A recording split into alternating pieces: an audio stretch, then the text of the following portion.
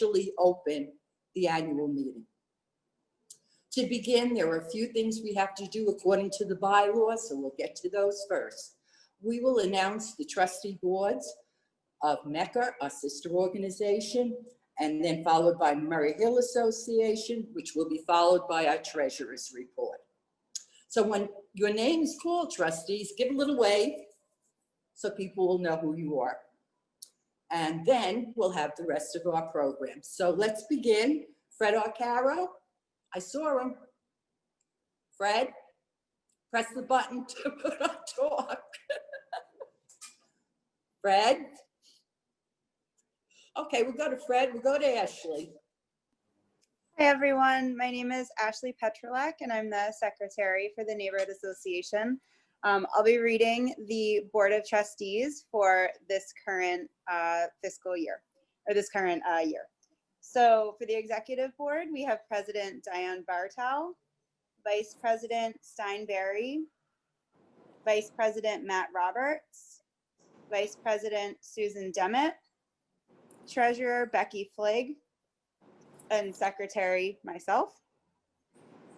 For the list of trustees, we have Fred Arcaro, Michael Bedigol, Amy Chandra Brown, David Brown, Susan Clark, Heather Dolan Tamam, Cindy Farid, Alan Falsell, Raja Flores, Alexis Godley, John Harari, Tom Haran, Stephanie Maria Holzbach, Amanda Cairns, Cindy Lerner, Paulette Long, Diane McAvetti, Willow Padilla, Adam Padilla, Cecile Raubenheimer, Michael Ann Rowe, Barbara Sagan, Lily Seidman, Nancy Idaka Sheeran, Elaine Silber,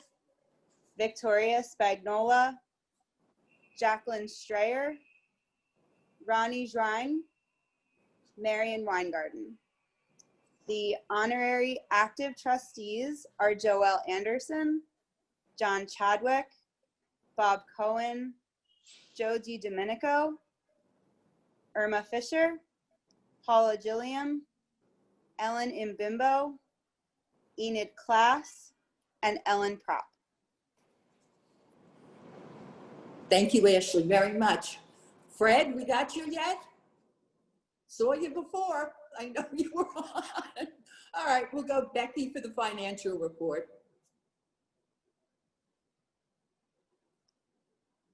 Becky? I know she was here. Beck, put on your microphone. Yeah. Oh, there you go. You got it. Okay, sorry. It said the host had to unmute me. That's what I was trying to scream. Hi, everyone, and welcome. Fred, I wish you had gone before me. It would have given me like another minute, you know? A lot of you have been at our meetings before. You know, this is a quick presentation. If you have additional questions, you can email me or message me separately, but I'll kind of give high-level information. We started the year on March 1st, 2019 with cash of $94,947, and we ended on February 29th with $87,895. Cash as of 9/30/2020, which was yesterday, was $80,580. We've lost a couple of thousand, but it's actually been a pretty good 6-7 months since COVID started. We have some money coming in. We haven't had too many expenses. So we're in good shape going into the second half of our fiscal year. And again, if anyone has specific questions, you know, feel free to email me or message me separately. Thank you, Becky. Okay, last chance, Fred. No, Fred. Okay. All right, we'll get started. What a difference a year makes. We are now wearing masks, socially distancing, washing our hands, and someone asked the statistics for Murray Hill. As of 9/28 this year, there were a total of 886 cases of COVID in Murray Hill. That's a 4.19 positive rate. That's a total. And there have also been, unfortunately, 49 deaths. We send our sincere condolences to all of their family and their friends. Basically, what this tells us, the statistics, is that people in Murray Hill are doing what they can do to halt the spread of COVID-19. We have one of the lowest numbers in all of Manhattan. So I want to thank everyone, to each and every one of our members and our neighbors. Thank you for being good neighbors. During this unprecedented time, the health and preservation of Murray Hill is more important than ever. Murray Hill has an incredible history. Architecture, our local institutes, our small businesses are among our most important assets. We have survived years and years of change, and this community continues to grow and thrive. We, together, must continue that growth. Just after 9/11, this community was united so strongly as one. You did everything they possibly could do. We did everything that could possibly do. You cooked meals for the first responders. You donated washing machines, blankets. We made sure that the first responders got their uniforms clean and their hair cut. We held memorial services for those that were lost and stood by their families in their time of need. Whatever we asked at that time, we delivered along with our small businesses. So can we do it again? I think so. Actually, I know so. The trustees have been meeting since March via Zoom and working to communicate and solve problems that we face during this time. Tonight, you will hear about the various issues that Murray Hill is facing and the plans to combat them. The homeless situation, construction issues, crime, cleanup, and supporting our local businesses. We have tried to keep everyone updated by the weekly e-blast as well as the Murray Hill newsletter. I just want to big thank you to Nancy for all her hard work on accomplishing this major, major task. We will continue to update you all on all the issues. You will also hear tonight from our Preservation and Design Committee, membership, and POPR as well. And I'm glad to say that we will be able this year to continue at least one of our traditional events. We will be holding the annual tree lighting event on December 6th. It will be different than in past years, but we will be able to come out and celebrate. And you'll hear more about that later. And that will be the same with the lighting of the menorah for Hanukkah. We base this evening's program on your comment that you left in the meeting invitation. We have tried to incorporate them tonight. If you're concerned regarding a specific street, specific area, or you do not hear it discussed tonight, please email us at info@murrayhillnyc.org. That is info@murrayhillnyc.org. And we will get it to the committee responsible to respond to you directly. There are some important things we can do. Wear a mask, social distance, wash your hands, and some new things we're adding in. Get a flu shot. If you can, get out there. If you haven't already done it, just to know the flu shot does take 2 weeks to activate, so get to it. Complete the census. If you haven't completed the census, don't put it off any longer. Do it tomorrow. It's so critical for us to be counted and counted correctly. Renew your membership. We need you. We need help. And in November, please vote in the election. The email blast each Monday give you information you need to complete any of these items. So let's begin. It's my pleasure to introduce City Council Representative Keith Powers. I sincerely want to thank Keith and Sarah. When we had construction issues, Keith was actually at the construction site. He was at one, I was at another. And also want to thank Keith for doing the rally at Harmonia House and helping us keep that center intact.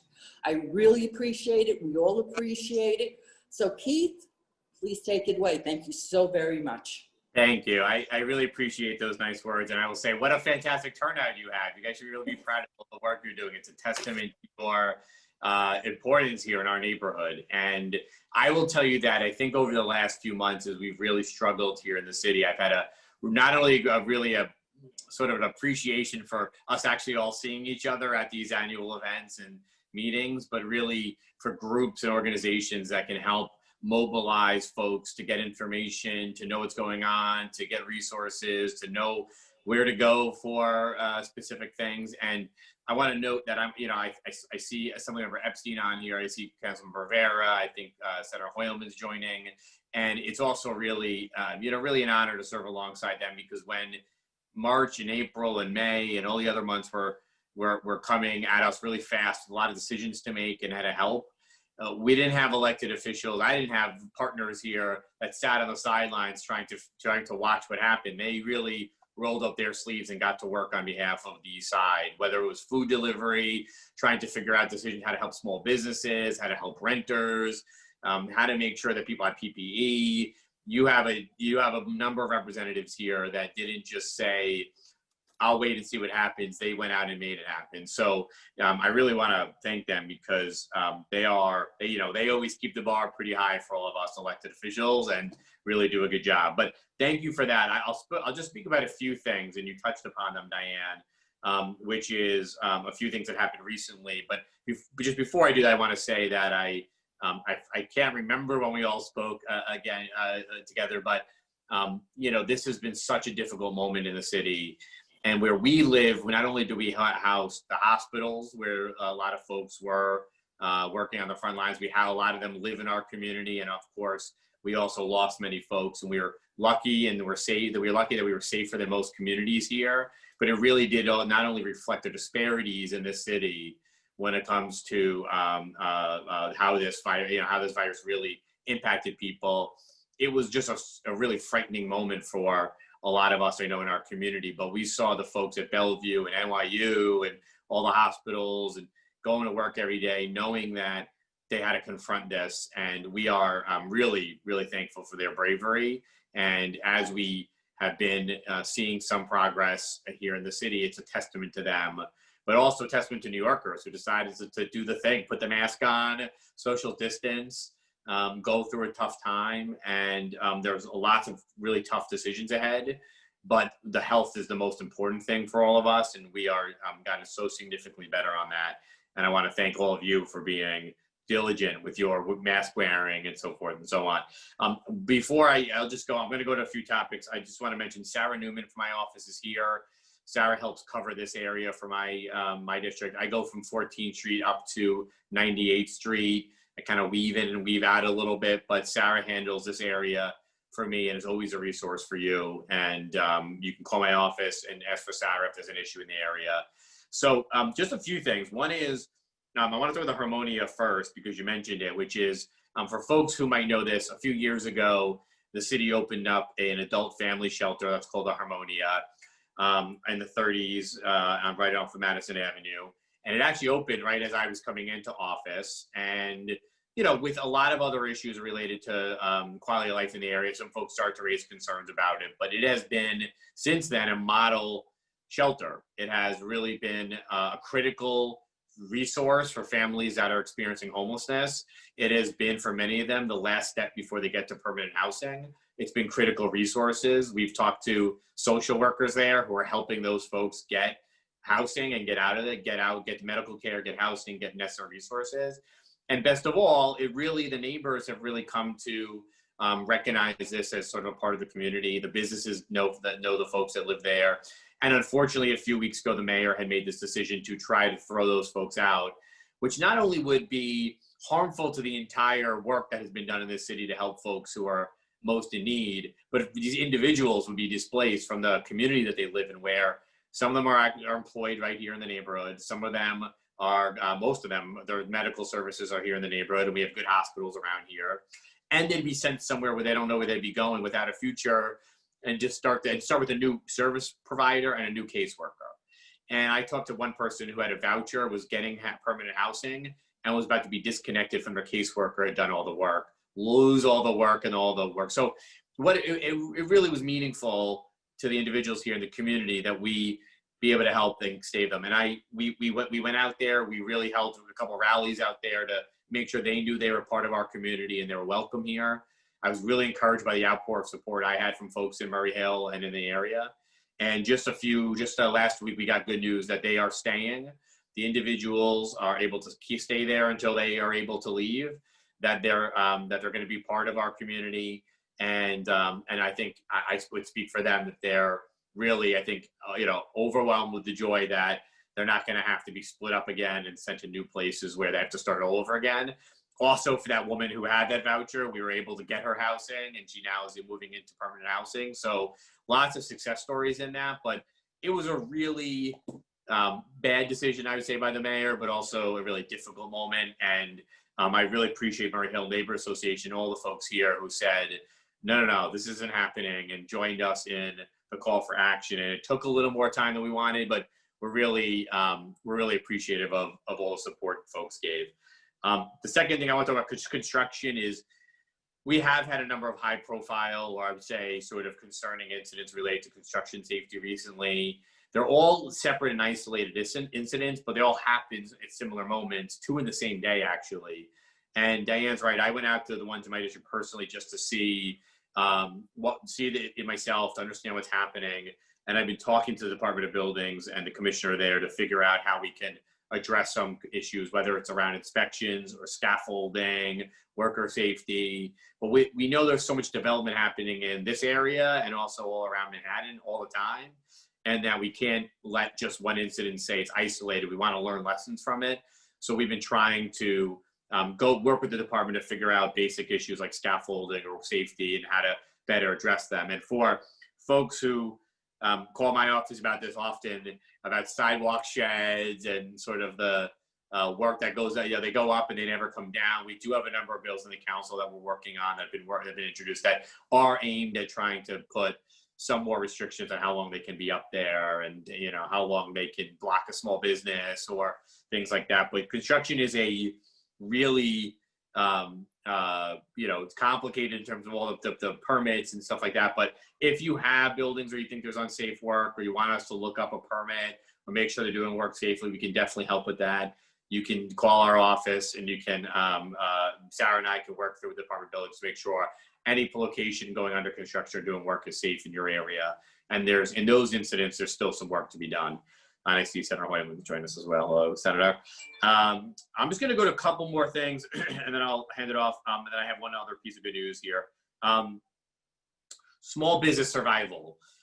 All of us live in a neighborhood for a reason. We love access to transportation. We love the schools, but of course we love our small businesses. And Murray Hill has amongst my favorite restaurants, El Parador and many others that I love, and Baby Bo's and all this stuff. So we don't want them to go out of business. And we've heard from a lot of the restaurants here that they are really facing an uncertain future. Councilmember Rivera has a great bill we just passed a few weeks ago, actually renewed. I'll let her talk about it. That makes sure that the owners of those establishments aren't penalized as they're having trouble paying rent.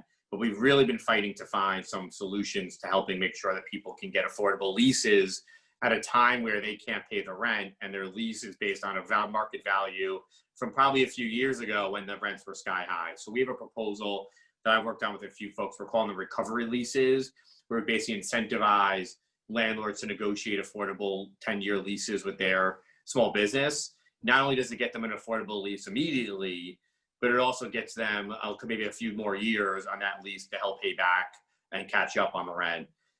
We would do that with some property tax incentives for property owners that are willing to sit down and do that work. And we're trying to do a lot, but we've also, here in the city, done restrictions around third-party apps, which is when you call Seamless, or when you use Seamless or you use a service like that to restrict how much money they can take off the restaurants. We've done some things around personal liability, a number of other things, but really we're trying to get to the heart of the rents and trying to work with some of the businesses in this area to get a better understanding of what the challenges are and putting out proposals that address that, because nearly 1/3 of restaurants right now are facing the possibility of closing based on not being able to pay the rent, and probably about 80% can't pay their full rent right now. So if you're interested in that topic, we have you can sign on to our petition for it. We can send you some more information about it. If you are a stakeholder, we certainly could use your support, and we'll reach out to you. Last two things, and I'll stop talking so much. Sanitation services, in addition to, all the different challenges we have here right now. Lots of folks have called my office about making sure that we have, yes, we'll put the petition link right in the chat. I'll ask Sarah to do it. I just respond to the chat. We've been talking a lot about sanitation, how to keep services clean. So I want to let you know, we have a pot of money, $160,000 that we're allocating for extra additional sanitation and cleaning services here in your area in Murray Hill and East Midtown. So what we're going to basically do is we're working with a group, they're called ACE, and they are going to be doing street cleaning. We have them for 5 days a week. We're going to be working out the exact areas where they're going to be. But what they are is basically, in addition to Department of Sanitation, they'll be cleaning the streets. They'll be looking for hot spots where there might be lots of litter or not enough attention. They're able to do a little bit of extra cleaning up of garbage cans where there's overflow or spillage. What we do want to do is that we do want your input on where you think there might be the highest need for this area. And my district is kind of north of 35th Street, really, in the Murray Hill area. So we're looking for kind of the area in the 30s and 40s, high 30s and 40s, where you believe we need to do a little bit extra work there. With the money's allocated, we've been meeting with them, but we want to give you guys a little bit extra service, a little good news that you can get a little bit more extra sanitation work. Don't tell the other name, don't tell the rest of my district. This is a little bit of a Murray Hill news for the Murray Hill Association, but it's because we've talked about this a number of times. So we want to give you guys a little bit of extra help, especially as you get in some of the commercial areas too. So just email my office if you think there's places where that can be helpful, and we'll look at locations. And finally, fill out your census, make sure to vote. And I want to just make sure that you know that we're off. Absentee ballots are being mailed out. You can be requesting those online, and you can even track them online now. You can early vote starting a week before the election. And as our Senator Liz Krueger said, I think earlier, she tweeted out, you can vote on election day, but don't treat that as your election day, or treat that as your last opportunity to vote. There's lots of opportunities before that to vote. If you have issues, please contact our office. We don't want you to miss the opportunity to vote. We want to make sure you can do it. And we'll be able to help you, whether it's tracking your ballot or figuring out what the status is, or if you get even a ballot. And one last thing is, your ballot will say military ballot on it, probably. That's okay. I believe that's okay. I think others can clarify. I think Senator Hoyleman has to work on this, but that should be okay if it is a military ballot. But if you want to confirm, if you're not in the military, it's still okay. You could use it to vote, but make sure you vote. And thank you to everybody for all the work you're doing. And I hope you are faring well at a very challenging time. But thanks as always for Murray Hill for having me. Sorry for taking so much time, but thanks to everybody. Thank you so much, Keith. We really appreciate it. And thank you so much for ACE. I know I've kind of been on everybody's case about that, but we really appreciate it. Same with Harmonia House. Big for us. Thank you. Thank you. Next, my Valentine's Day date, and good friend of Murray Hill, our other council person, Carlina Rivera. Diane, I was going to say, hi, everyone. I don't miss a yearly meeting or a sweetheart dance, and that's because Diane's always my Valentine. I'll just leave it at that. Thank you, Diane. Thank you to the executive board, to my colleagues who are here, and I got to thank Katie Loeb, who I'm sure many of you have spoken to. She assists me specifically in this area, but she also works on a number of issues, especially related to the budget. And again, I want to thank y'all too, because keeping residents engaged is important for so many reasons, right? Our communities need each other. It's an election year. And if it wasn't for the volunteer efforts from people like you, I wouldn't have been able to deliver the thousands of meals that we've been able to. I wouldn't have been able to do some of the census outreach that you've probably seen us in front of supermarkets and at parks, and wouldn't have been able to do the voter registration drives that we've been doing that will be ongoing. So if anyone's interested in joining us, we're very, very safe if we're out on the street. And if not, we're doing calls to make sure that people know how to register and of course, how to request an absentee ballot. The good news about the absentee ballots is, I guess if there's any good news, is that that vendor was for Brooklyn, whereas Manhattan does have a different vendor. So hopefully we picked the right horse and we're gonna be okay. But still, there's a lot more work to do to rectify that situation. So, you heard a little bit about the census. While a federal judge had issued a preliminary injunction restoring the census original deadline of October 31st, the Census Bureau now announced it will end enumeration on October 5th. I know those are kind of weird dates, but I guess the most important one to remember right now is October 5th. We're going to continue to fight to try to get those extra days, that extension until Halloween. But in the meantime, we have to act like it's up in 4 days. I was certainly working like September 30th was the last day. And I want to make sure that everyone, of course, has filled it out. I have to say in my district, Murray Hill does have some of the lowest rates. And it's not because I don't think people don't want to fill it out. Maybe some people temporarily left Manhattan and it slipped their mind, but I know that you all have a competitive spirit the way I do. And so please, please, please make sure you tell your neighbors. And if any of them did leave Manhattan, but they still consider Manhattan their primary residence, we're trying to reach out to them as well. So if you know someone who hasn't filled it out, tell them to fill it out, or better yet, you could even help them with it. I've seen it done in as little as 2 minutes out on the street, and I think it can take maybe up to 10. So to cover, Diane was kind enough to send us a list of all of the things that you all included as kind of like your priorities in terms of topics for us to cover. So I want to go through those as quickly as possible, and then try to make sure that my colleagues get a minute, and then you can get to other business. So we all know because of the budget that you saw pass that the Department of Sanitation is doing fewer trash pickups. It's frustrating you, it's frustrating me. We have seen a few routes restored in the area labeled as high needs. We identified those routes, and I've definitely advocated with the mayor to, but we can't let the Department of Sanitation off the hook. They need to work with us and of course, partners they can find to make sure that we're continuing to provide these critical services. I'm so glad that Keith has joined the program with ACE. I think we've been doing some great work with them. We had to think creatively. ACE programs is a program that provides job training to homeless people and then employs them to do supplemental sanitation services, cleaning up our streets while also providing services to those in need. So it tries to approach this entire job training thing holistically.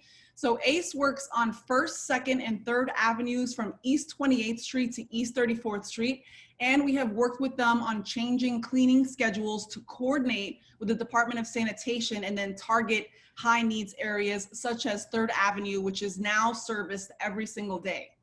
So I also advocated for successfully with the Department of Small Business Services and the Flatiron 23rd Street Partnership to increase the size of their district in the north to include streets in the low 30s and to go further east towards Lexington Avenue.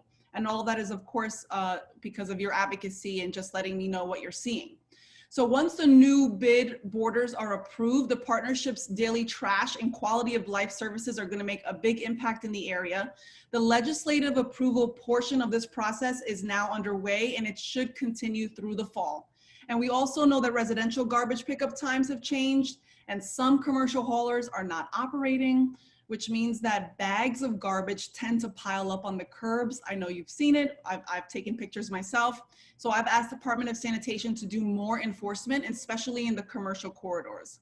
If you notice bags of trash piled up or ripped open or strewn about, please report it to 311, and then you can certainly call our office so that we can see if ACE or like another supplemental service can do a one-time cleaning. And then quite honestly, the more complaints we have about an area, we're able to really use that data to show that it's a high needs situation. So another thing I'd like to cover is homelessness. We all know that unfortunately the pandemic has exacerbated challenges for New Yorkers experiencing homelessness and our housing crisis in general.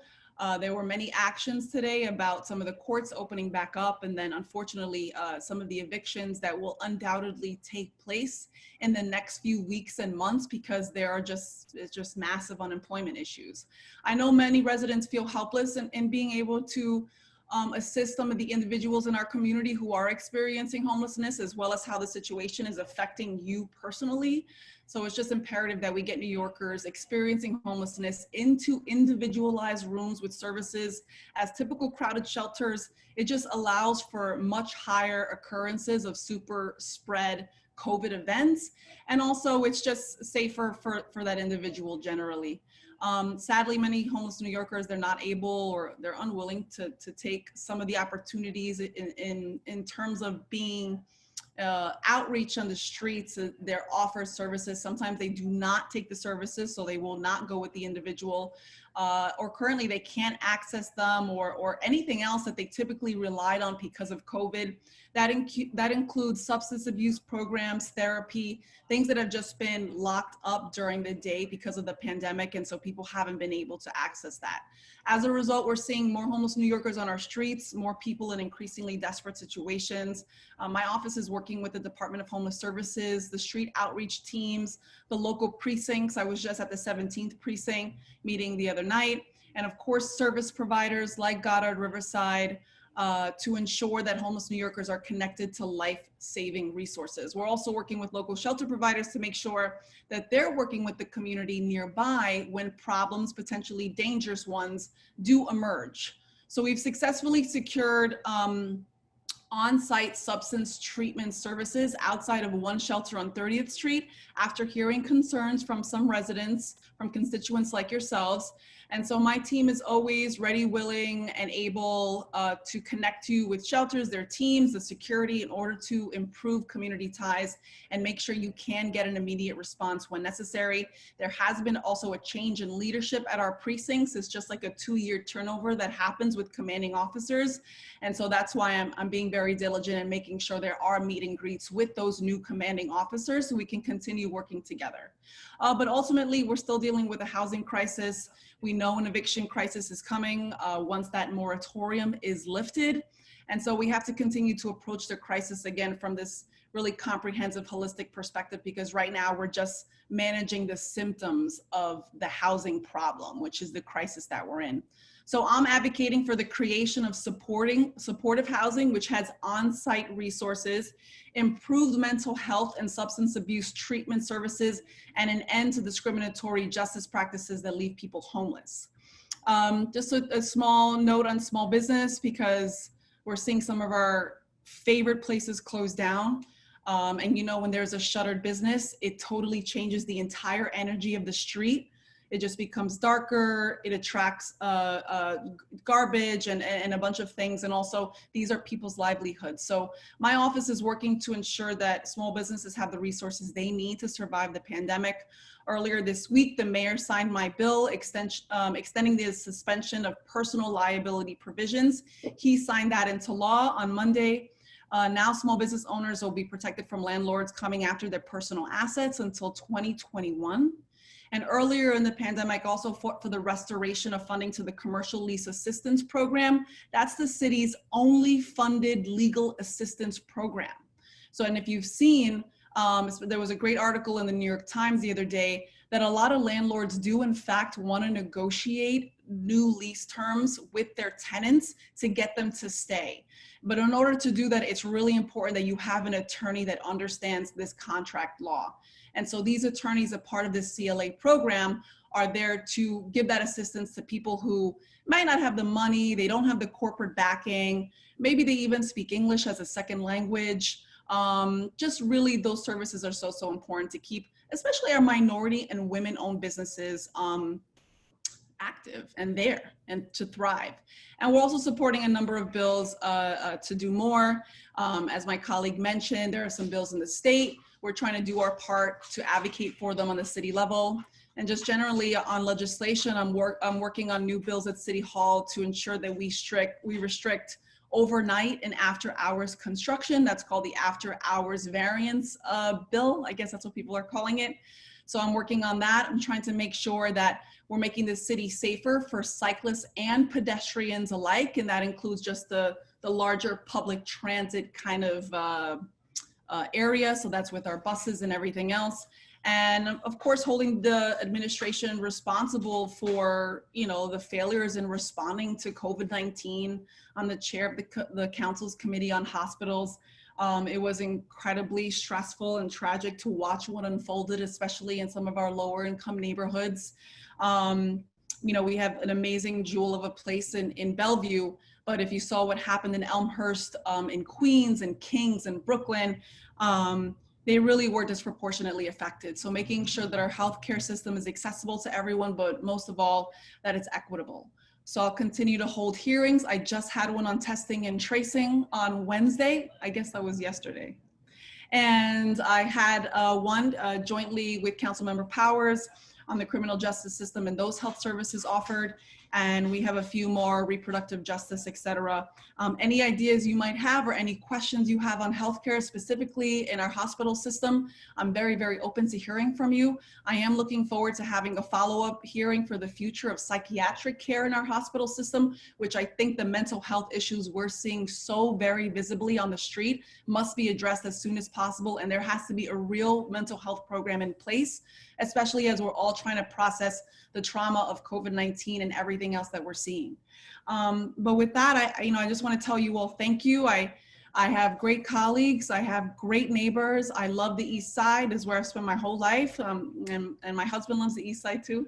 And I'm just really staying optimistic and looking forward to voting November 3rd, making sure the last few people fill out their census, and that knowing that I'm always at your service. Thank you so much, Carlina. Appreciate it. Now that we've heard from the city, next we'll hear from New York State. Our two representatives, beginning with, and our friends, they've really been there for us. So first, I'd like to introduce you to our Assemblyman, Harvey Epstein.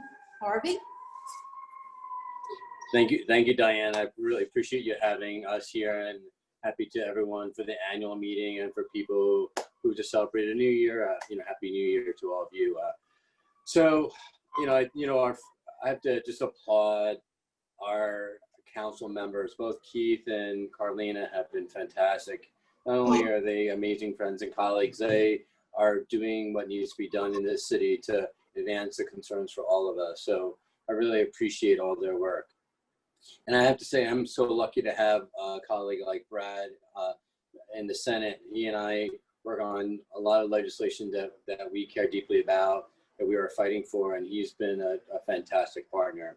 The things that we're working on is the small business stuff that Carlina and Keith were talking about in the city. Brad and I are fighting for in the state.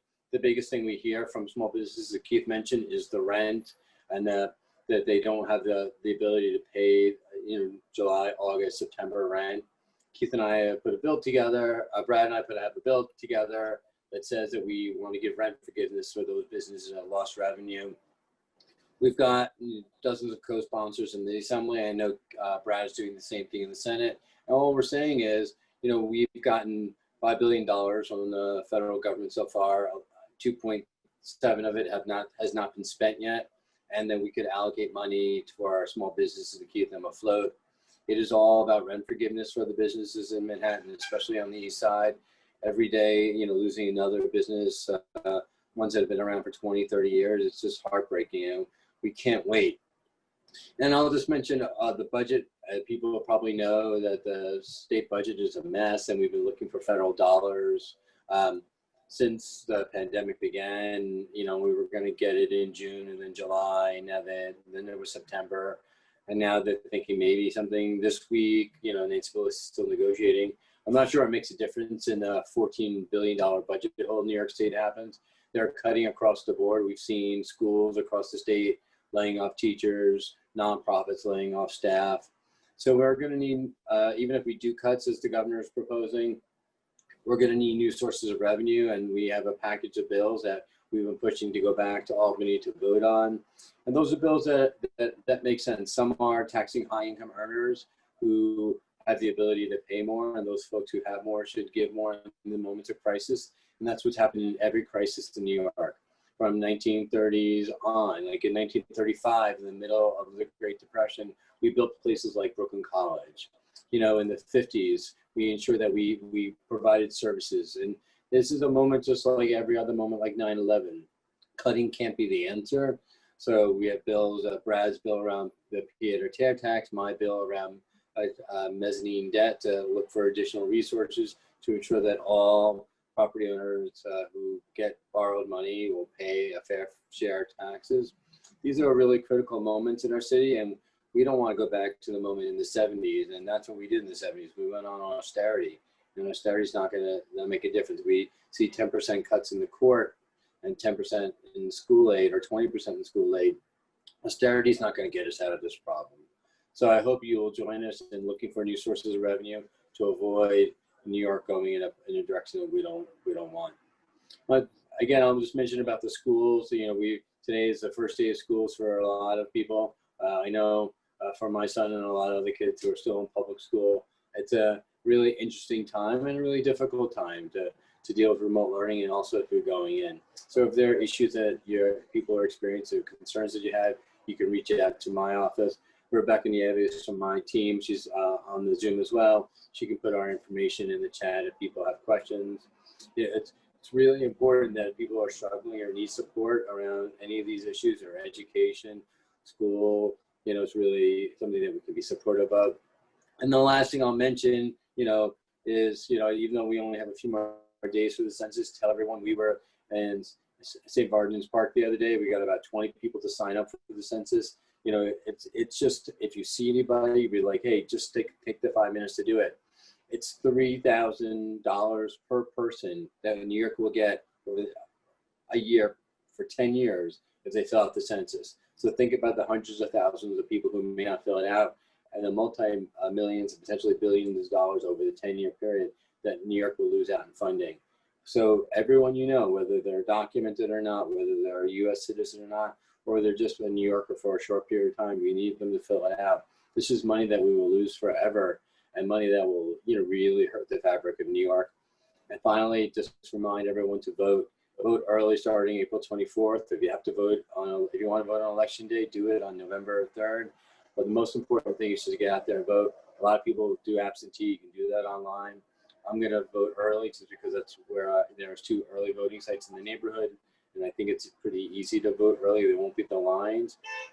And make sure that you really engage in this process, because this is one of those moments in our history that, you know, children or grandchildren or people are going to look back in this time and say, what did you do in that moment? And hopefully we will all stand up and say we were counted and we were involved. Thank you all for being here, and I appreciate your time, and have a good rest of the meeting. Thank you so much, Harvey. Really appreciate it. And very important. Vote, vote, vote. Next, it's my privilege to introduce to you our state senator, Brad Hoyleman. Hi, Brad. Hi, nice to see you. Thanks for having me, everyone. Thanks, nice to see you, Diane.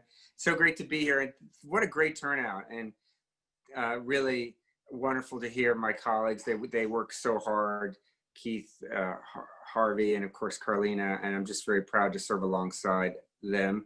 I'm very lucky to have them as colleagues. I would argue that you're very lucky to have them as elected officials. Couple of things I wanted to update you on. As I think you know, my district is kind of far-flung. Our district is far-flung. It runs from 72nd Street to Canal on the west side, and on the east side runs from 56th Street down to 3rd Street. So we're all over the place, which is a wonderful thing, which is why I take City Bike.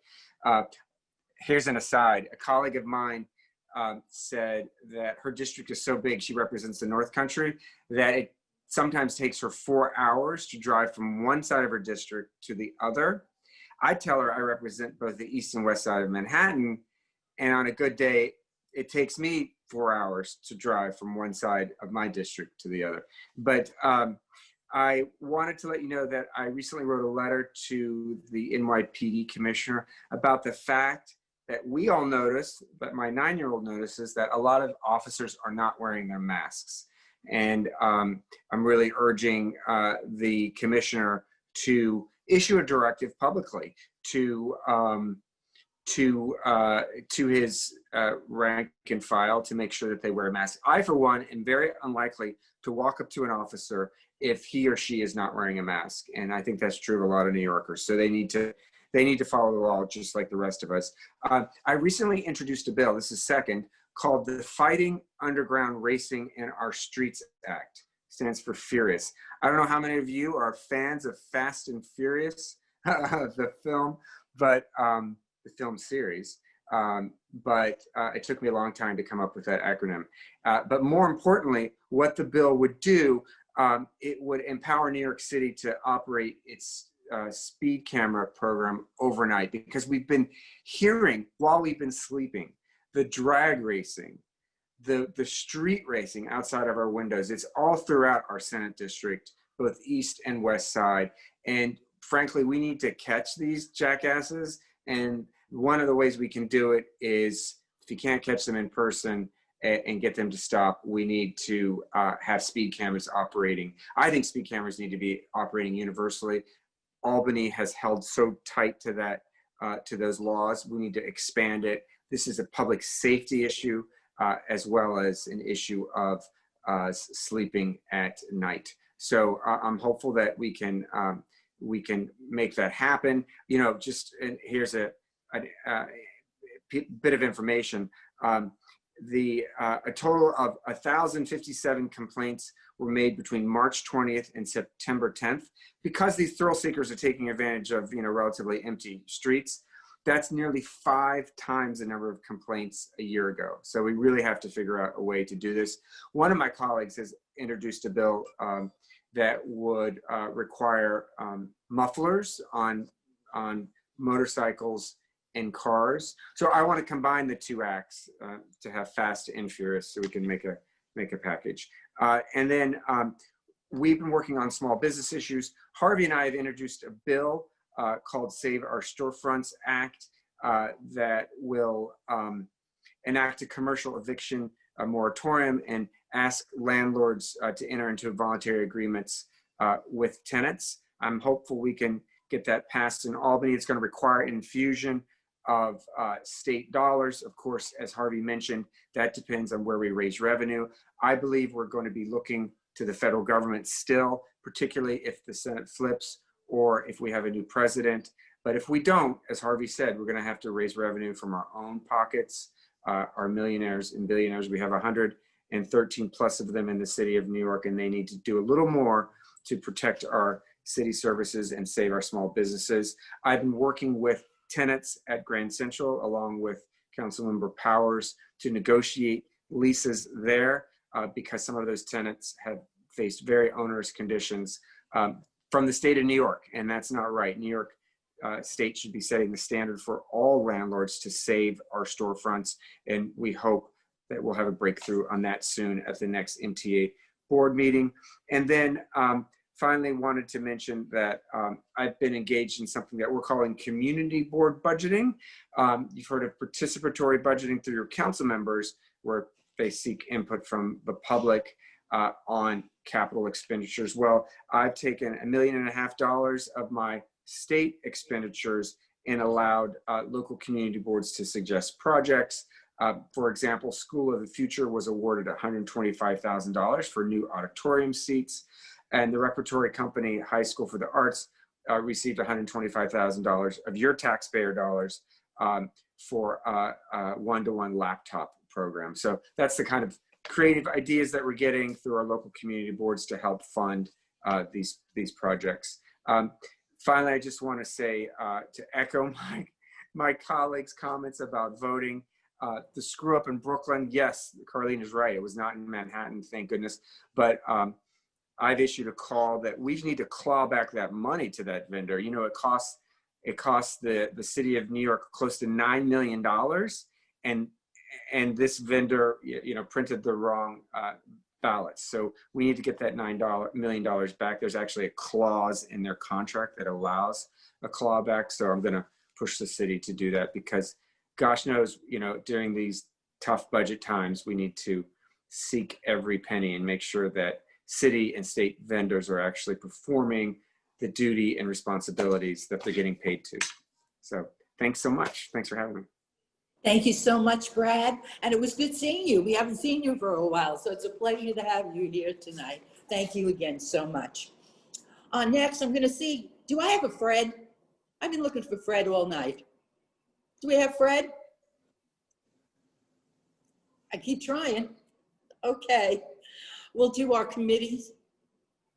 So we'll begin with Stain on Clean and Green. Good evening to everyone. My name is Stain Berry, and together with Michael Ann Rowe, we are the co-chairs of the Green and Clean Committee. The Green and Clean Committee, as you have heard in the past, really focuses on those two things. Green, meaning we want to look after the trees and planting beds in the neighborhood, and clean, we would like this to be a clean, wonderful place to work, live, and visit. So we have heard loud and clear from our members. There has been a noticeable uptick in garbage issues, in litter, in a kind of a number of areas where we take pride in our neighborhood and we want to see it look as good as possible. I'm very excited about ACE. First of all, thank you, Councilwoman Rivera, for bringing ACE last year into District 2. We're very excited to work with Keith Powers to figure out how we bring this into Council District 4. We have lots of ideas we'd like to give. We've heard lots of comments from our members, and we're very, very eager to pass those on. But this is something I think we as an organization have been pushing for some time, and we're really glad to see it come to fruition. Keeping the neighborhood clean is really hard. Obviously, doing it in times with COVID is particularly hard. But we remain a high density neighborhood with lots of people traveling through our neighborhood on a daily basis, and they don't always take care of it the way that we would. We really do need a combination of city resources and using those well. So we like the ACE program. We really do rely on 311. So every time I come and speak to the annual meeting, I do try to encourage everyone, please make use of it. It's an important way for us to take care of things like large pieces of garbage that are not moved by normal litter cleanup, abandoned bicycles, graffiti. For us, it's been very important, missing garbage cans. All of those things can be helped by calling 311 and get your neighbors on board with you, because you get more impact if more of you use the service.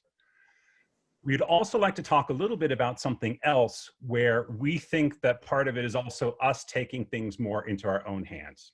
And what we would like to do is announce a new program, and we're looking for your help. The program is called Keep Murray Hill Clean. And what we're doing is we're copying the success of some other programs we've seen. Some of them are called One Block. They're under different names. Upper West Side, Hell's Kitchen, and some parts of Brooklyn have done what is effectively an adopt your block program. Don't have to adopt your block, can adapt another's, but the way it would work, we want individuals or small groups of people to say, hey, I'm going to look after my block. And that could be as simple as every once in a while cleaning up excess litter. Maybe even as little as doing it once a month can make a really big difference. And what we will do is, first of all, we're getting this program organized. So we would first of all like to have a couple more volunteers to help get it off the ground. But as we roll this out, we will provide everyone with garbage grabbers, with safety vests, with work gloves, so you can get started in tidying up your part, the part of our neighborhood that you would like to adopt. So we're hoping to get we're working on getting a Facebook sign-up sheet put up. We're working on a couple of announcements. If you look at the Murray Hill Neighborhood Association website, there should be an article up so that you can reach out to me and to Michael Ann if you'd like to get involved. We really would appreciate having a couple more volunteers to really help us through and get this organizational stage off and started. In addition, there's other things coming up over the course of the year besides litter cleanup. You know, we hope to be doing some bulb planting at some point soon. We'd happily take anybody with a green thumb. So please, if you want to help keep Murray Hill clean and green, reach out to us. We would love the help, and please keep your eyes open as we launch the Keep Murray Hill Green program. And think about if you and maybe a couple of your friends might want to join in and in your own little COVID bubble and your small little work group want to take part in adopting your block as well. So thank you. Thank you so much, Zane. I certainly appreciate it. Next, Matt, quality of life. All right, thanks, Diane, and good evening, everybody. Quality of life has been at the forefront of many, the entire community, basically, throughout the COVID process, timeframe, all year long. Mainly homelessness has been a big problem. We've talked a lot about the causes and the impacts of that already. Not really going to say a whole lot more about that, but I will say, you know, we were working on some of the localized issues, whether they be encampments, potentially dangerous individuals. We've heard a lot of complaints about that. So again, 311 is your first course of action if it's a non-emergency situation. And then, you know, from there, if you don't get a satisfactory response, and I'll tell you, you're about 2/3 of the time you won't, then come to us and we'll see what we can do about it. I do know that some of the 311 complaints were going to NYPD, which as of July 2nd is no longer handling homelessness issues. So those are being corrected and rerouted to DHS, Department of Homeless Services. So that should help a little bit. But again, we hear you, we understand the frustrations. It's not an easy process. From an outreach perspective, you know, they have to be willing to accept services. In a lot of cases, they're not. As far as encampments go, you know, we'll make sure that the Department of Homeless Services can address those. If it's really egregious, we'll get the police department involved. If there's drug activity or any other crimes taking place, we'll also address that. So again, continue to email us with any hotspots where you see any problems, and we'll do our best to resolve them. And it's not an easy situation, and it continues to be a citywide problem. So, and we understand the frustrations. We'll do our best there. Another issue that's been a hot topic in Murray Hill for the last couple of years has been construction. I know Keith Powers mentioned some of the frustrating incidents that occurred earlier in the year with respect to buildings issues. I can say that the water main work is still ongoing on 2nd Avenue. That's mainly between 32nd and 34th Streets. That's going to be continuing into sometime in 2022. So the next year or so will be pretty disruptive in that area. As far as crime goes, crime is not necessarily up as much as people believe it to be. There are some issues with car thefts and motorcycle thefts. If you are interested in crime, I have a video on the 17th Precinct Community Council's Facebook page, the meeting we did the other night, where we go into all those issues in depth. So feel free to click onto that 17th Precinct CC on Facebook, and you can watch that video, which will give you much more information about crime. Robberies are up slightly, but again, that's mostly shoplifting incidents where security got involved, not so much people getting robbed on the street, which was the case at the beginning of the year. So with that, that's about all I have. Again, 311 is your first place to go for any quality of life issues. 911 if it's an emergency. If somebody's harassing you in the streets, call 911. That should be handled on an emergency basis. But after that, homelessness encampments, you can email us. And if there's any other areas of concern, traffic is starting to come back. I expect some more traffic complaints over the next few months. So if you have any problems with bicycles, I know a lot more people are trying to ride bicycles now, which is a great thing, but they need to do so safely. So if there's any issues, let us know. We'll see what we can do. I know there's some bike lane improvements going on in parts of Murray Hill, especially on 2nd Avenue in the near future. So, and they just put in some crosstown bike lanes on some of the streets there. So 39th Street, I believe, was one of those. So that's all I have. Hand it back to Diane, and please be safe. Thank you, Matt. Really appreciate it. Next, we will hear from Lily on our business forum.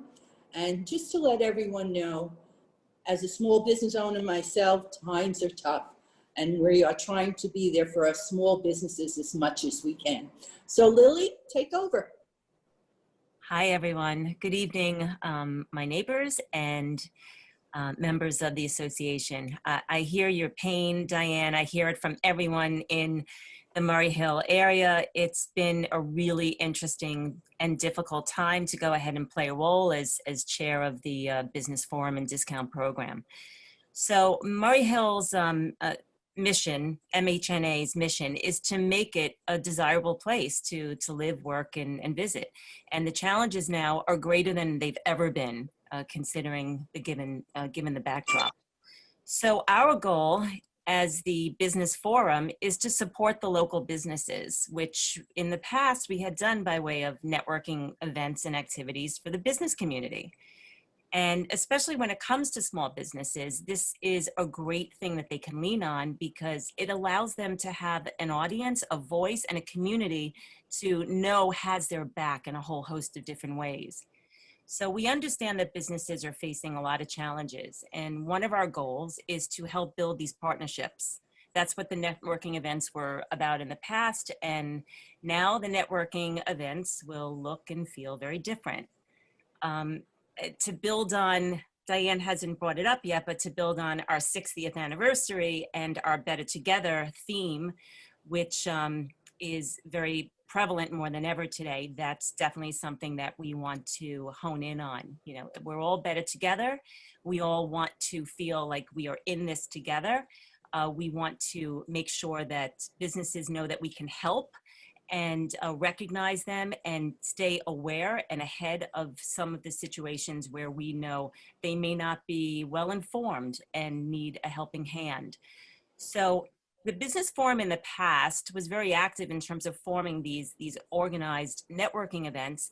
And we're fortunate that we had generous members who hosted these events in their beautiful spaces. We had events at Park South Hotel, the Henry George School of Science, Hotel Chandler, which is now Harmonia, Calvig and Shorter's Veterinarian Center, Villa Barulia's Restaurant, and the Turtle Bay Music School, to name a few. So now we're going to modify our efforts, and due to the pandemic and like this virtual event, which is extremely interesting and makes us feel close in an interesting sort of way, we're going to engage our community with virtual gatherings. For example, this past summer, we did a virtual event with Manhattan Borough President Gail Brewer, who generously offered her time to directly connect with our community. It happened to have been in July when the city was moving from phase 2 to phase 3. There was a lot of confusion, questions. People needed to feel a sense of understanding, you know, are they doing the right thing? They're so challenged already in terms of costs. They don't want violations. And so they wanted to make sure that they were following the guidelines correctly. So we put together this webinar, and some of the participants included restaurants, retail storefronts, and other small businesses. And it was a very active dialogue. And we basically extracted that there was a tremendous appetite for people to feel that their voices were heard on an individual basis, and that you had the ear of going to our wonderful local government officials. And they may or may not know of the support. Some people don't know how to get to it. And so therefore, this was an opportunity for people to learn how to get to it. So we're excited about the fact that there is this appetite and that it was well received. And we're going to do more of these Zoom gatherings throughout the rest of the year to reflect present events that are going on and try and be topical and very of the moment so that we can be helpful. We know everyone's in a reinvention phase, and we want to help everybody navigate through these times together and get people to feel like they have a local friends, that we are going to get to know each other much better during this time period. As the chair, I welcome your ideas. I welcome your thoughts. Please reach out to me. The email address was put in the chat earlier. You can reach out at info@murrayhillnyc.org. and share your ideas. I'd love to hear them. Now I want to switch to address the discount program, which is another committee that I chair. The discount program, it seems kind of oxymoronic to kind of talk about it right now, because who really wants to take advantage of a discount when we're supposed to go ahead and support local? And then there's also potentially surcharges for COVID. So it's a little awkward in that sense, but it's important for businesses to know that this is another way for them to reach out and help get a footprint on our website, which has tremendous traffic. We get about 145,000 visitors a year. And so it gives them an opportunity to learn about our member base and who we're attracting from a visitor perspective.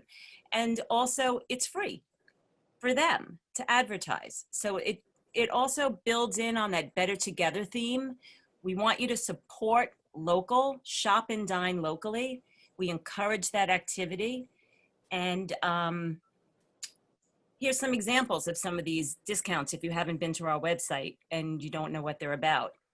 In the restaurants, we have discounts for Fine and Rare, for Villa Barulia, for Park Avenue Tavern, for Docks. In the retail space, footwear, jewelry stores, art galleries, framing stores, eyewear, hardware stores, liquor, personal training, digital marketing guidance, dry cleaners, salons.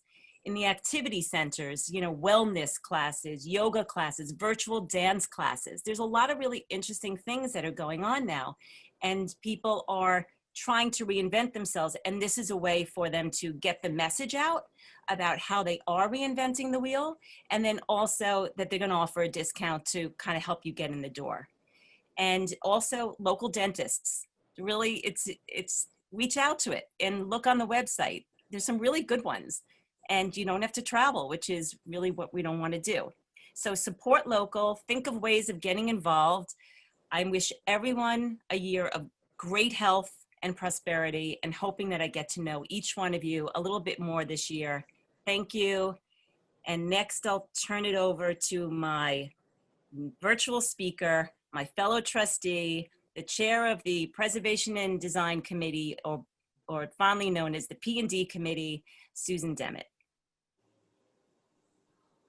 Hi, I'm Susan Demmett, and I'm co-chair of the Preservation and Design Committee with Elaine Silber, and we are supported by a very dedicated group of people. We're working on several projects and events during these uncertain times. We are continuing to work with the Landmark Preservation Commission on our 29 buildings proposed for landmarking.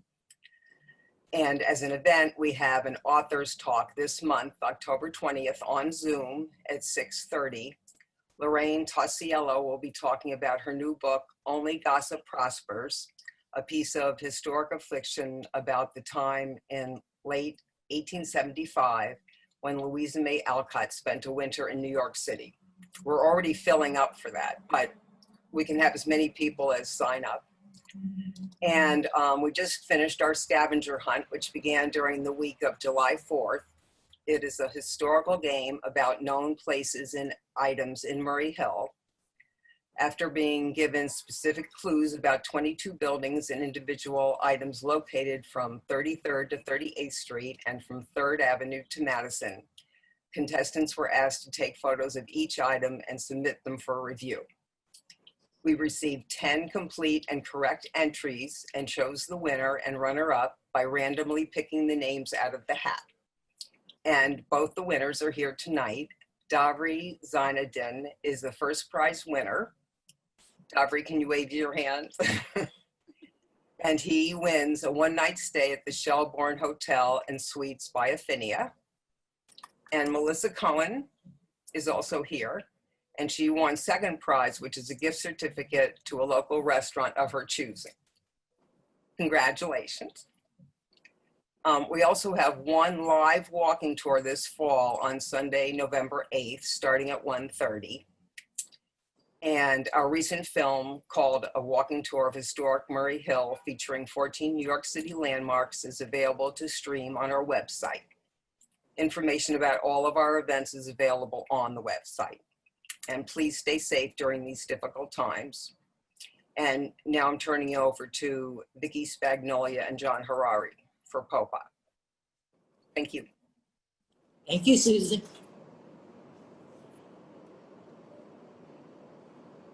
Vicki, John?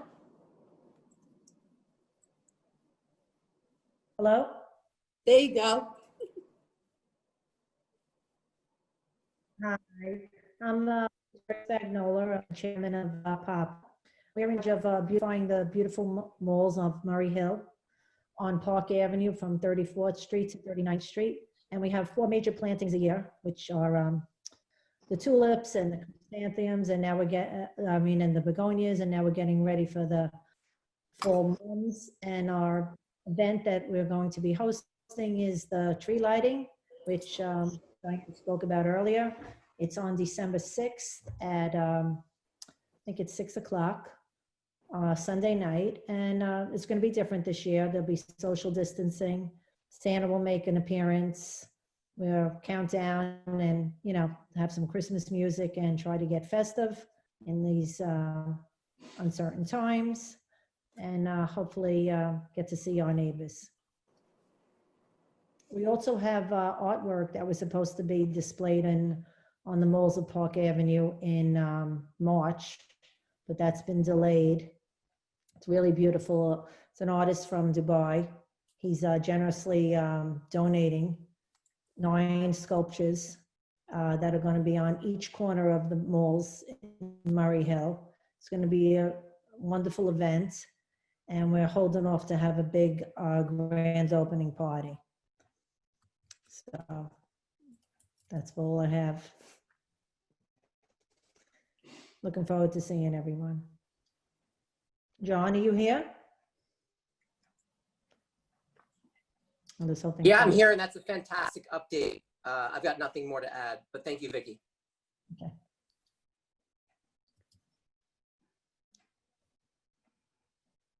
Diane? Diane, you're on mute, but I think you were just going to introduce me so I can start. Hi, Ashley. Hi, everyone.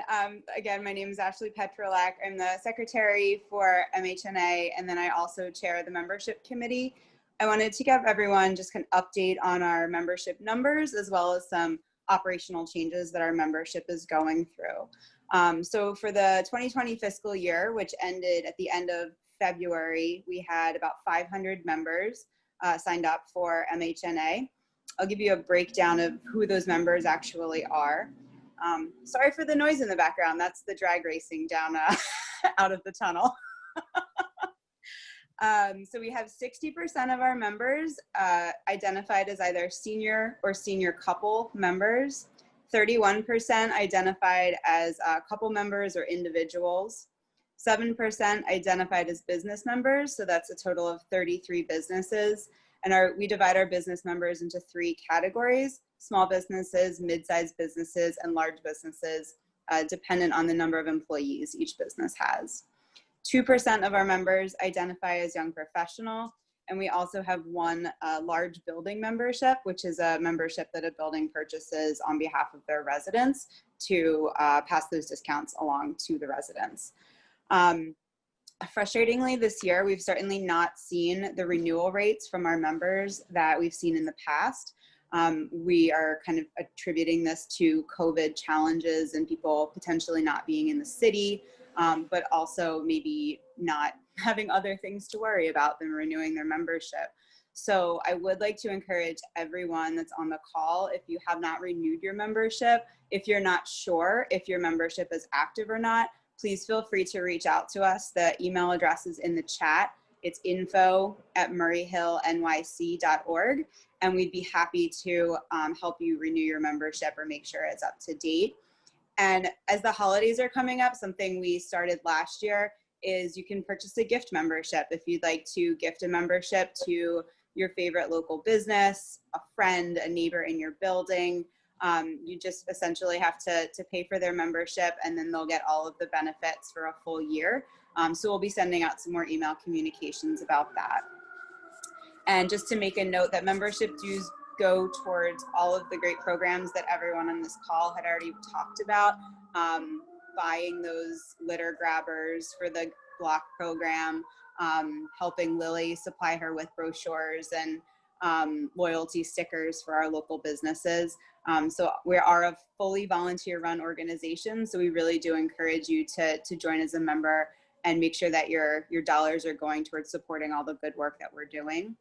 And then finally, just an operational note, we are actually revamping our renewals process. We've started working with a local printer on West 33rd Street, who's actually going to be handling the mailing of all of our renewal notices and our membership cards to members when they renew. This is actually kind of a big step for the neighborhood association. These mailings used to be done literally out of someone's living room. Currently, my living room and Michael Ann's living room. So this is a really big step.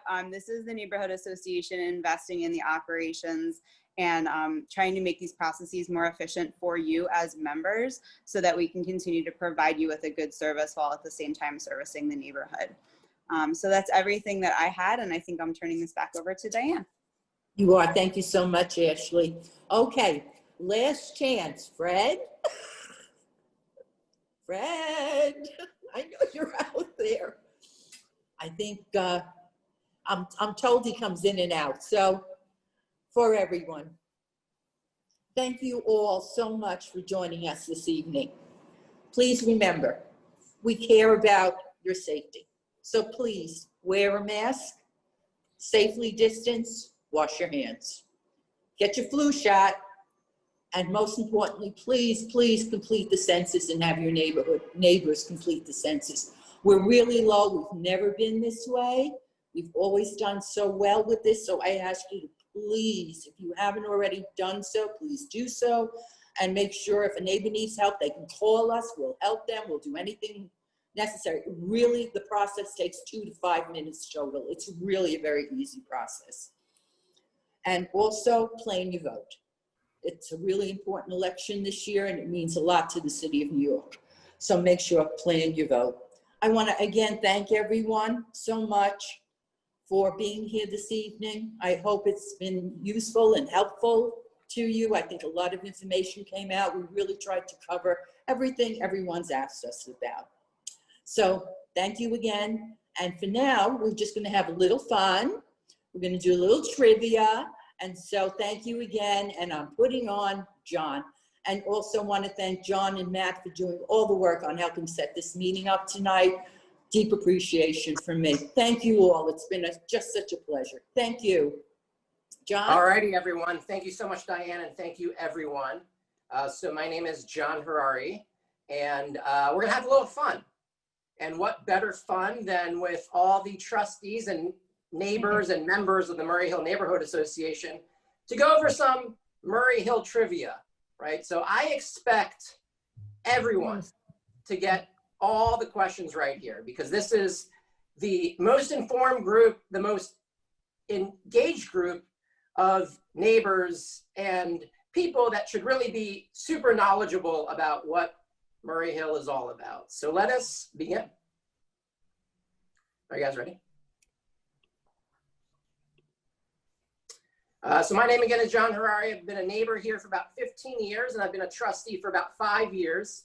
And with Vicky Spagnola, I am co-chairman of Patrons of Park Avenue, and I am the chair of the Better Together Committee. All right, let's get started.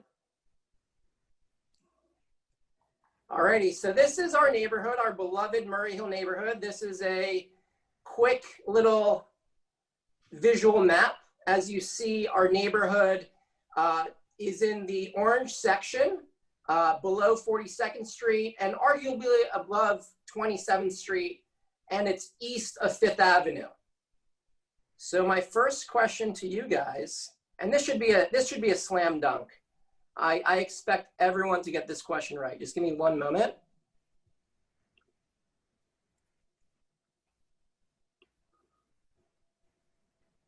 Give me one moment.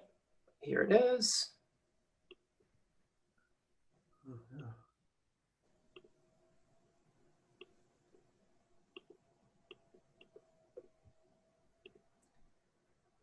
All right. Who is Murray Hill named after? So who is our beloved neighborhood named after?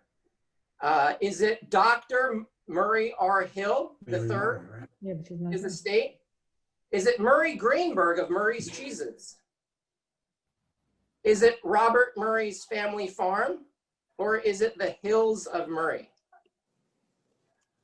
I'm going to give everyone a few more seconds to vote. Remember, we're going to be voting, people, right? It's 2020. We're all going to be voting. I'll give you guys a few. Oh, so, okay, so how you put your answers is all you have to do. There is on the Zoom window, you can see the choices that are pulled up, and all you have to do is click for the choices. Click the choice that you want to select.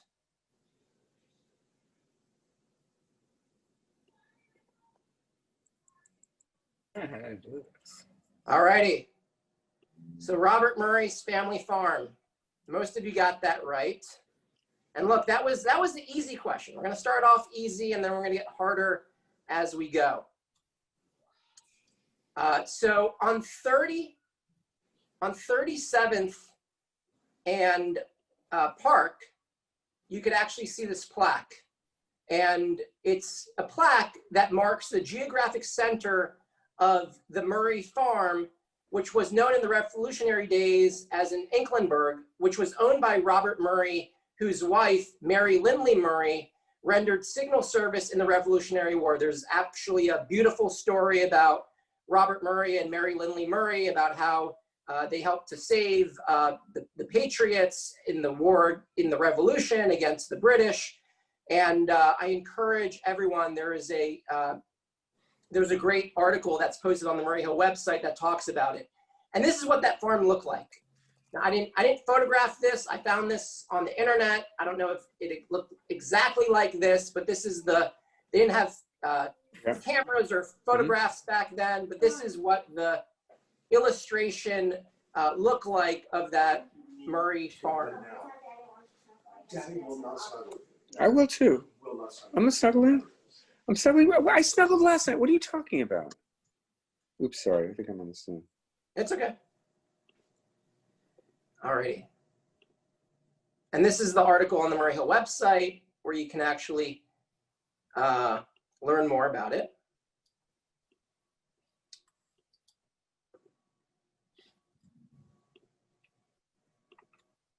All right, question 2.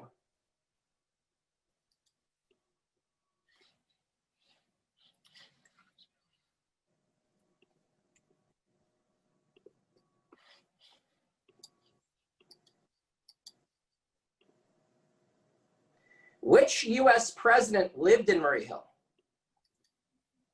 Was it Chester Arthur, Franklin D. Roosevelt, Millard Fillmore, or Teddy Roosevelt? There's Chester Arthur High School in Murray Hill. You sure? Chester A. Arthur. All righty, I'm going to give you guys a few more seconds.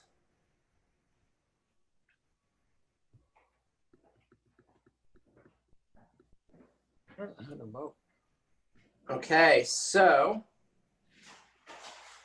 most of you said Franklin D. Roosevelt. Let's see what the answer is. Chester Arthur.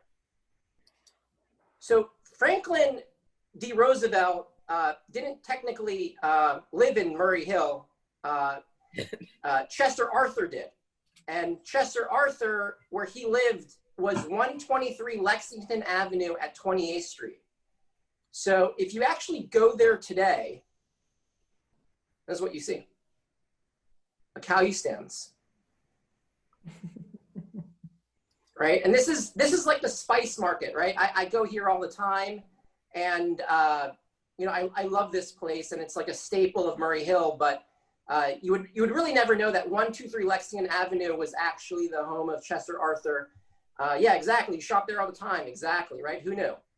And this is a photo that was taken about 40 years ago. So, you know, this is essentially the earliest photo that I could find on the internet that really gave more of a visualization of exactly what that home looked like with all the, you know, Callie stands has been around for decades, and obviously they've been very, very successful. So they've expanded their business within the building. But this is sort of their earlier origins as a business. Okay, but I like that, right? These questions are a little bit difficult, right? But let's continue. Okay, so that was question 2. So let's do question 3. So we talked about the male president. Obviously, all the other presidents have been male. But which female presidential / vice presidential candidate lived in Murray Hill? Was it Geraldine Ferraro, Hillary Clinton, Kamala Harris, or Victoria Woodhull?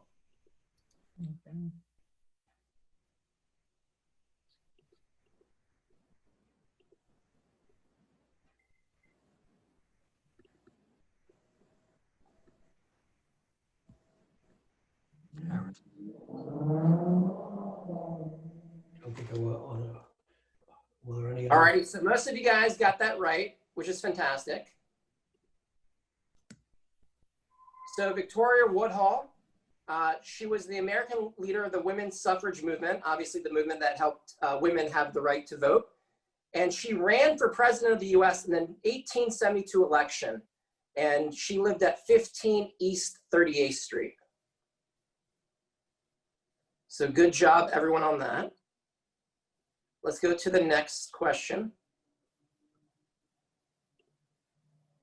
And this is a very nice article that was written about her on the Murray Hill Neighborhood Association website. So question 4, obviously we are a neighborhood that's very close to the UN, Midtown Manhattan, obviously very central when it comes to a lot of international delegations. So my question to you guys is, which one of these countries do not have their consulate in Murray Hill? Is it Germany, Mexico, Poland, or South Africa? So 3 of them have their consulate in Murray Hill. And just to let you know, there's only 3 countries that actually have a consulate in Murray Hill. But which one of these 4, sorry, which out of these 4, which one does not have their consulate in Murray Hill?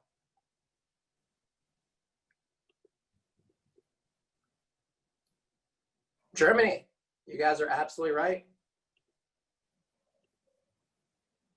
So Mexico, Poland, and South Africa, they all have their consulates in our neighborhood. And Germany's the only one that doesn't. Germany's actually on 48th, 49th, and 1st Avenue. So it's technically close, but not quite there. All right, last question. You guys are doing really good. Okay.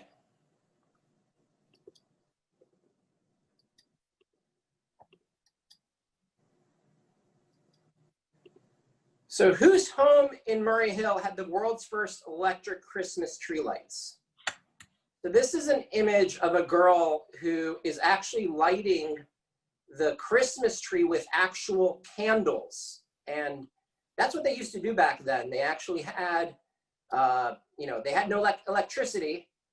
So they actually had to light up their Christmas tree with actual candles and fire. Obviously, Vicki and I are part of PAPA, and that is something that we're not doing, right? We're using electricity, we're using electric light bulbs, but back then they didn't have that. So believe it or not, it was Edward Johnson. So I see you guys all chose JP Morgan, and that's a very, very good answer because obviously his mansion is right there, and Thomas Edison worked in his home. But Edward Johnson actually worked with and worked for Thomas Edison, and he was actually the first person to create a concept of putting the electrical light bulbs in a Christmas tree. And believe it or not, he lived on 136 East 36th Street, and he debuted the Christmas lights in the year of 1882 in his home. And he was the first, and today there's an estimated 150 million light sets that are sold in the US every year. So I love the fact that we're continuing our tradition here in Murray Hill, lighting the Christmas lights. Obviously not everyone is Christian, not everyone necessarily celebrates the Christmas holiday, but I do think it's an amazing thing that we do every year in New York City. And I think the light and to illuminate during the holiday season is a very beautiful concept. And that's it. And so this is just a story about on the Smithsonian Magazine. You could just Google, you can Google him, Edward Johnson, Christmas lights, and there's a lot of stories about him and his story. And that's it. Thank you so much for playing. I apologize, it was a little quick, but thank you, everyone. I ultimately appreciate everyone for being here, and thank you so much for participating. Thank you, John. Such a pleasure. Fun. Thank you. Everyone, thank you. Please be safe. And hopefully we'll see you December 6th when we light our trees. Good night, everyone, and thank you very much. Thank you.